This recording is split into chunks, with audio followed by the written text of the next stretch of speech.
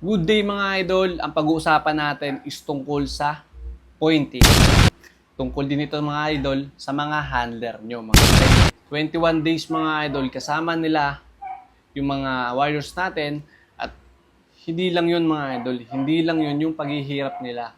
Dahil sa day of exam mga idol, dyan matcha-challenge ang ating mga handler.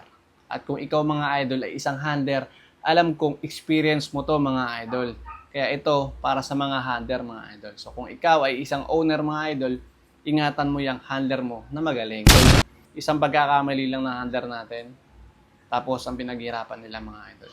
Alam nyo bakit mga idol? So alam ko mga idol, hindi ako sobrang magaling, pero based on experience mga idol, nakikita natin yung hirap ng handler natin mga idol. Dahil ang pag-usapan natin mga idol is tungkol sa pointing. So balik tayo sa pointing mga idol. Alam nyo mga idol na ang pointing ginagamit natin sa day of exam mga idol. So walang pakialam ang pointing sa 21 days na pinaghahanda natin. Yung pointing mga idol sa araw na ng exam. So ginagamit natin to mga idol based sa check natin yung hipo ng alaga nating manok. Check natin yung droppings. Diyan kasi mga idol papasok ang pointing mga idol. So bakit nga ba natin kailangan yung pointing na sinasabi natin mga idol? Dahil alam nyo mga idol, yung pointing kailangan natin ma-meet pagdating na inaakyat na sa gradas yung alaga natin mga idol.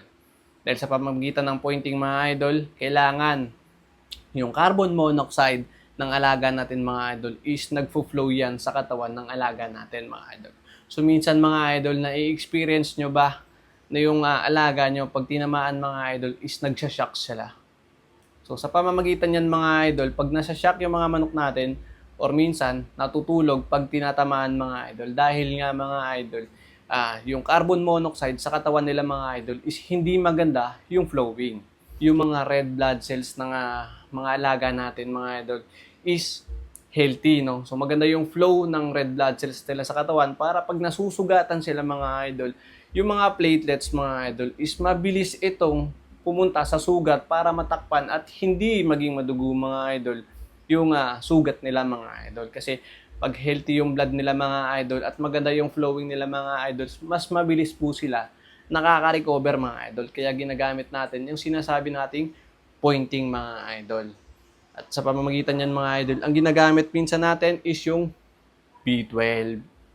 So alam niyo mga idol, yung B12 na yan is meron siyang tong B-complex, liver extract at folic acid mga idol. Sa pamamagitan nito mga idol, nagiging healthy yung flow ng dugo ng mga alaga natin dahil itong vitamins na to mga idol ay tumutulong para gumanda yung red blood cells nila at syempre gumanda ang flow ng dugo sa katawan. At dyan naman papasok mga idol is yun yung tinatawag natin na adrenaline mga idol. So pag na-hit natin yung adrenaline mga idol, ito yung adrenaline mga idol, yan yung tutulong, no? So, pipigilan niya yung ibang system na hindi naman ginagamit ng mga alaga natin mga idol para makapag-provide ng maraming oxygen at gumanda ang flow ng red blood cells ng mga alaga natin mga idol.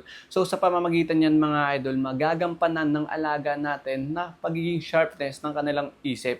So, mape-perform nila ng maayos, makakapagkat sila ng maayos. Tapos mga idol, ang pinakamaganda rin ng mga idol, yung lakas nila mga idol, kakaiba. So, kung ano yung naging training nyo mga idol, pag na-pick mo yung adrenaline ng mga manok natin, makikita mo yung lakas ng alaga mo mga idol is kakaiba. At dyan mo makikita mga idol na walang tulog yung alaga mong manok mga idol. At mape-perform niya kung ano magiging resulta mga idol, at least nakita mo siya, nag-perform siya ng maayos mga idol. Dahil nung inakyat mo siya, nakuha mo yung adrenaline na sinasabi natin mga idol. At dun pumasok ang sinasabi nating mga idol na pointing. So, nakuha mo yung sinasabi nating pointing mga idol. So, ito nga pala si Wonder mga idol.